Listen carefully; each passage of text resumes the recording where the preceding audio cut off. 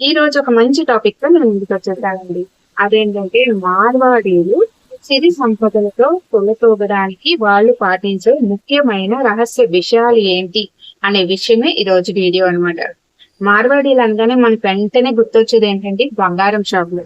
ఇప్పుడంటే చాలా gold shops వచ్చేసాయి, కానీ ఒకప్పుడు ఒక 10 సంవత్సరాల కిందతో మనం చూసుకుంటే మార్వాడీలే బంగారం షాపులు. గ్రామాల్లో ఎక్కువ చూసుకుంటే వాళ్ళదే ఎక్కువ బంగారం షాపులు అనేవి ఉండేవి అనమాట. ఆ మహాలక్ష్మీదేవిని వాళ్ళు నిత్యం పూజించడం వల్ల ఎలా పూజిస్తే వాళ్ళు సిరి సంపదలతో తొలుతూగుతున్నారు అనే విషయాలు ఈ రోజు ఒక్కొక్కటిగా చెప్తాను. అయితే వీడియో చాలా ఇంట్రెస్టింగ్ గా ఉంటుంది. వీడియోని ఎక్కడ స్కిప్ చేయకుండా చూడడానికి ప్రయత్నించండి. అయితే వీడియోలోకి వెళ్ళబోయే ముందు అందరికీ నమస్కారం అండి. Welcome back to Uma's platform. ముందుగా అందరికీ వినాయక చవితి శుభాకాంక్షలు. ఆ విఘ్నేశ్వరుడు మీ జీవితంలో ఏర్పడే అన్ని విఘ్నాలను, అడ్డంకులను తొలగించి మీరు వెళ్లే ఆ దారి అనేది పువ్వుల రహదారి చేయాలని, ఇంట్లో ఉన్న సమస్యలన్నీ తొలగిపోవాలని, పిల్లలు మంచి స్థాయిలో ఉన్నత విద్యలో అభివృద్ధి చెందాలని, మీ కుటుంబం ఎల్లప్పుడూ ఆయుర ఆరోగ్యాలతో అష్టైశ్వర్యాలతో తొలతూగాలని మనస్ఫూర్తిగా కోరుకుంటున్నాను. అలాగే మన శ్రీపంచమి పూజా నెక్స్ట్ లో అనేక రకాల పూజా సామాగ్రి అందుబాటులో ఉందండి. ఎవరికైనా ఇంట్రెస్ట్ ఉంది, కావాలి అంటే స్క్రీన్ మీద నెంబర్ కి వాట్సాప్ చేస్తే నేను మీకు రిప్లై ఇస్తాను. లేదు అనుకుంటే www.sripanchami.pooja.net లో కూడా మీరు హ్యాపీగా ఆర్డర్ ప్లేస్ చేసుకోవచ్చు. వాట్సాప్ లో కూడా మీరు ఆర్డర్ చేసుకోవచ్చు. లేదు అంటే www.sripanchami.pooja.net లో కూడా మీరు హ్యాపీగా ఆర్డర్ అనేది ప్లేస్ చేసుకోవచ్చు. అలాగే మా దగ్గర పూజా సామాగ్రి, అలాగే మంచి మంచి శారీస్ కూడా అవైలబుల్ ఉంటాయి. All over India shipping available ఉంది. అలాగే మీకు 4-8 వర్కింగ్ డేస్ లో మీ ప్రోడక్ట్ అనేది మీకు వచ్చేస్తుంది అనమాట. సరే, ఏ చెప్తా వీడియోలోకి వెళ్ళిపోదాం. మార్వాడీలు అలా సిరి సంపదలతో తొలుతూ ఉన్నారు అంటే అందరూ అలాగే ఉన్నారా అంటే ఉంటారండి. మాక్సిమం మార్వాడీలు బంగారం షాపులని ఏదో ఒక షాప్ అనేది పెట్టుకుని మంచి స్థాయిలోనే ఉంటారు. అలా వాళ్ళు ఉండడానికి గల కారణం ఏంటంటే వాళ్ళ పూర్వీకుల నుంచి వచ్చే కొన్ని విషయాలు వాళ్ళు రహస్యంగా పాటించడం. నార్మల్ గా మార్వాడీలు వాళ్ళ ఇంట్లో జరిగే పూజలు అవ్వచ్చు, ఏ విషయమైనా సరే ఎవరితోటి షేర్ చేసుకోవడానికి చాలా రహస్యంగా వాళ్ళు పూజ అనేది చేసుకుంటూ ఉంటారు. పూజా వస్తువులు అనేది ఉపయోగిస్తుంటారు. వాళ్ళ దగ్గర నుంచి వచ్చింది గోమతి చక్రాలు, లక్ష్మీ దెబ్బలు, తామర గింజలు, ఇవన్నీ వాళ్ళు ఉపయోగించేవి మనం కొంచెం కొంచెంగా ఇప్పుడిప్పుడే ఎక్కువగా ఉపయోగిస్తున్నారు.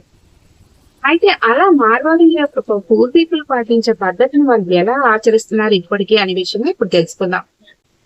అలా మహాలక్ష్మీదేవి పరిపూర్ణమైన అనుగ్రహం వాళ్ళు పొందడానికి ఎంచుకునే పూజా సమయం ఏంటి అంటే బ్రహ్మముహూర్త సమయం అండి. ఈ బ్రహ్మముహూర్త సమయం మనం ఎందుకు చేతికే ఉపయోగించాలి? అప్పుడు చేసే పూజ నేరుగా భగవంతుడి యొక్క పాదాల దగ్గరికి వెళ్ళి చేస్తుంది అనమాట. ఈ బ్రహ్మముహూర్తంలో మనకి ఎలాంటి డిస్టర్బెన్సెస్ కానీ, ఎలాంటి సౌండ్స్ కానీ, ఎలాంటి గొడవలు, టీవీ సౌండ్లు, పిల్లల ఏడుపులు ఏమీ ఉండవు. మనం ఆ సమయంలో చేసే పూజ మనం మనసు నిర్మలంగా ఉంచుకొని 100% అక్కడ లగ్నం చేసి మనం ఈ పూజ చేస్తాం అనమాట. ఆటోమేటిక్ గా మన మనసు అనేది దేవుడి మీదకి మళ్ళుతుంది. అలాంటి ఈ పూజా సమయాన్ని వాళ్ళు ఎంచుకున్న ముఖ్యమైన విషయం. అయితే మేము కూడా పూజలు చేస్తాం, పరిహారాలు చేస్తాం, ఇందులో ఏముందిలే అని అనుకుంటున్నారా? ఉన్నాయండి, చాలా విషయాలే దాగున్నాయి. ముందుగా మొదటిగా వాళ్ళు బ్రహ్మముహూర్త సమయంలో పూజ చేసుకుంటే మనం మామూలుగా ఏం చేస్తాం, లేస్తాం, బయట నుంచి పెట్టేసుకుంటాం, ఏదో ఉన్న కనబడిన చీర ఏదో కట్టేసుకుంటాం. కొంతమంది అయితే డ్రెస్ వేసేసుకుంటారు, కొంతమంది అయితే మరీ దూరం నైటీతో కూడా చేసేస్తారు. కానీ వాళ్ళు అలా చేయరండి. బ్రహ్మముహూర్త సమయంలో నిద్ర లేచి బయట తుడిచి ముగ్గులు పెట్టుకొని పూజ గదిని సిద్ధం చేసుకొని పూజ గదికి పూజకు కావాల్సిన అన్ని ఏర్పాట్లు చేసుకుని వాళ్ళు అందంగా అలంకారంగా రెడీ అవుతారు అనమాట. మంచి చీర కట్టుకొని, నుదుటి నిండా కుంకుమ పొట్టు పెట్టుకొని, మంచి సువాసన పువ్వులు పెట్టుకొని, చూడడానికి ఆ మహాలక్ష్మీదేవి స్వరూపంగా వాళ్ళు కనబడే విధంగా రెడీ అయ్యి అప్పుడు పూజ గదిలో పూజ అనేది ప్రారంభిస్తారు. అప్పుడు దీపం వెలిగిస్తారు. అలా వాళ్ళు దీపం వెలిగించేటప్పుడు పాలుతో చేసిన ఏదో ఒక పదార్థాన్ని నైవేద్యంగా ప్రతిరోజు పెడతారండి. పాలల్లో అంటే గోరువెచ్చని పాలల్లో కొంచెం తేనె గాని లేదంటే పట్టి బెల్లం గాని కలిపి అందులో ఒక యాలక్కాయని చెదగొట్టి వేసి ఆ నైవేద్యం అమ్మవారికి పెడతారు. లేదు అంటే వాళ్ళ స్వహస్తాలతోటే ఏదో ఒక నైవేద్యాన్ని కొంచెంగా తయారు చేసి పెడతారు. అంతేగాని షాప్స్ లో మాత్రం కొని తెచ్చి పెడతారు. ప్రతి నిత్యం శ్రమ అనుకోకుండా ఇష్టంతో ఈ పని అనేది చేస్తారు. మనలో ఎంతమంది అలా చేస్తాం చెప్పండి? చెయ్యం కదా. మనం ఎంత భగవంతుడికి సమర్పిస్తున్నామో భగవంతుడు అంతే విధంగా మనకి ఆ ఫలితాన్ని ఇస్తారు. అబ్బా బ్రహ్మముహూర్త సమయంలో నిద్ర లేవాలా, పూజ చేయాలా, మళ్ళీ నైవేద్యం కూడా చెయ్యాలా అనుకుని ఎవరైతే పూజ చేస్తారో వాళ్ళకి అమ్మవారి కరుణా కృపా కటాక్షాలు ఎప్పటికీ లభించవు. మనం ఎవరికి చేస్తున్నాము? మనం ఈ భూమి మీద జీవించడానికి మనం తింటున్నాము అంటే దానికి ఎవరు మనకి ఇస్తున్నారు? ఇవన్నీ ఆలోచించుకొని మనం చేసే పూజ మనకి 100% ఫలితాన్ని మనస్ఫూర్తిగా చేయాలి. రెండో విషయం ఏంటంటే పూజ గదిలో ఫొటోస్ ఏవైతే ఉన్నాయో వాటికి ఆర్టిఫిషియల్ ఫ్లవర్స్ అనేవి పెడుతూ ఉంటారు చాలా మంది ఆర్టిఫిషియల్ గా. కానీ ఎట్టి పరిస్థితుల్లోని అలా చేయకూడదు. దొరికితే నేచురల్ ఫ్లవర్స్ ని పెట్టాలి తప్పితే ఆర్టిఫిషియల్ ఫ్లవర్స్ పెట్టడం, ఆర్టిఫిషియల్ లైటింగ్స్ పెట్టడం ఇలాంటివి ఏమి చేయకూడదు. ఏదో ఒక వైట్ కలర్ బల్బ్ పెట్టుకుంటే సరిపోతుంది, లేదంటే ఎల్లో కలర్ బల్బ్ కానీ, అంతేగాని డిజైన్ లైటింగ్స్ వెలిగేవి ఇలాంటివి ఏవి కూడా మనం పూజ గదిలో పెట్టడం వల్ల మనకి నెగిటివ్ తప్పగా పాజిటివ్ అనేది రాదు. అయితే ఏంటంటే నువ్వు ఇలా చెప్తున్నావు చిన్న విషయాలు అని అనుకోవచ్చు, కానీ ఇవి కనిపించడానికి చిన్న విషయాలే గాని పెద్ద పెద్ద ఉపద్రవాలుగా మనకు మారడానికి అవకాశం ఉంది. అందుకని ఎవరైనా ఇలా చేస్తే కనుక తప్పకుండా అవాయిడ్ చేసేయండి. ఇక మూడో విషయానికి వస్తే మనం వెలిగించే దీపం. మనం ఎన్ని దీపాలైనా వెలిగించండి మీరు, కానీ తప్పకుండా ఒక మట్టి ప్రమిదలో నెయ్యి దీపాన్ని వెలిగించండి.